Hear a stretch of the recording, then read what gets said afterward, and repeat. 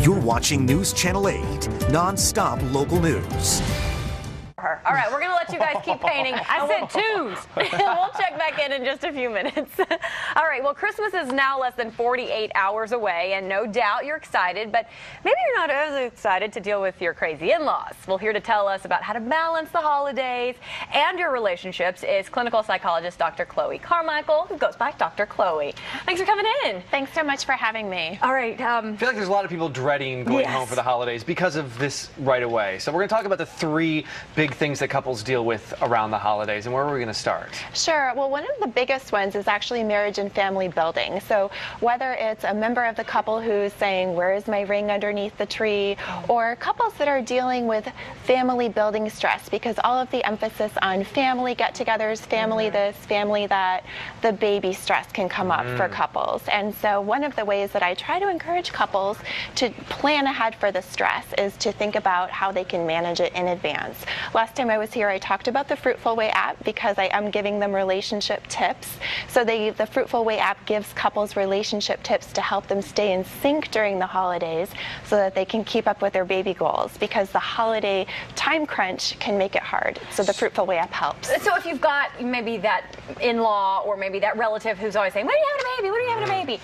What should you do? That's such a good question, because what happens there is that the couple can feel divided and alone with it. So again, planning ahead, having a plan where the couple actually literally has a script, and they can even think in advance about which one of them is the best person to give it.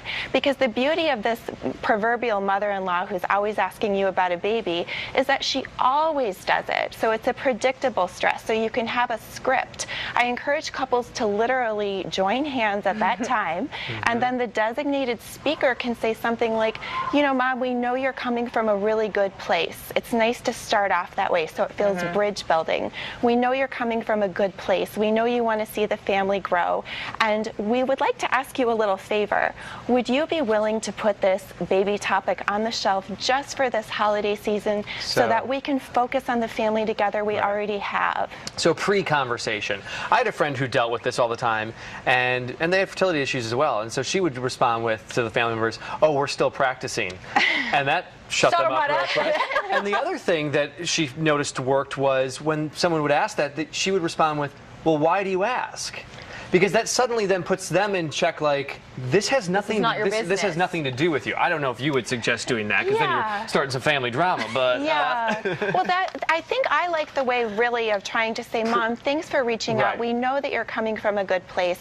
And then when you say, but can we ask you a favor? That makes her feel like she has a choice in the matter, and like you guys are on the same team, and so that you can enjoy the holidays as a family. Creating clear goals and expectations going into it, so that, you know, you can't expect someone to know how you feel about something without telling them. Right, exactly. That's great advice. So after the family building issue, then would actually come family conflict, which is another one that we're just starting to touch on with the in-laws.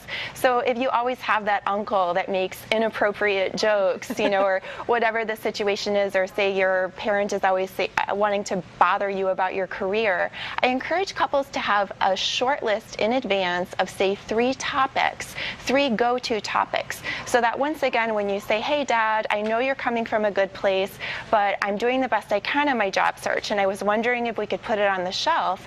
What you can then do, if you've thought in advance and done your homework, if you have 3 good topics in the back of your mind, so you've got something to pivot to, so you don't just end on, can we not talk about my job, because that feels kind of heavy, and you can say, but Dad, I'd really love to talk about, you know, the upcoming championships that you're attending or whatever. Go ahead. Well, I'm just thinking, this is a political year, and with everything all over the news, politics. how do you avoid it, though? I don't even know how it's possible to not talk about it. How do you not say Donald Trump at dinner? Well, you know, every family, the family politics themselves are different, so how these things get handled. If you're somebody that you just don't want to talk about politics at all again, I really encourage you to have those go-to topics in your mind about the other person, so that if you're shutting down one topic, you're making it clear that you still want to connect with that person. So you can say, hey, let's take a quick break from the politics this holiday season, but how are the kids doing? How are the kids doing? Or redirect. Exactly. So don't shut down the conversation. Right. Yeah. Switch the Because that's when people are like, well, I can't talk. I can't say anything. Oh, it's my family. I should be able to talk about my family. Exactly. You speak like you have experience. Yeah, it sounds like I'm sensing a little tension about this. Woo, the holidays at the O'Shea's. Yeah. All right, Dr. Chloe, thank you so much. Really Thank good you. advice. Great I hope advice. people take it. Thank you so much for Merry having me. Christmas. Merry Christmas. All right, we are going to get one more check on our painters, Jumi and Julie, and see just how they are doing with their little skating penguins.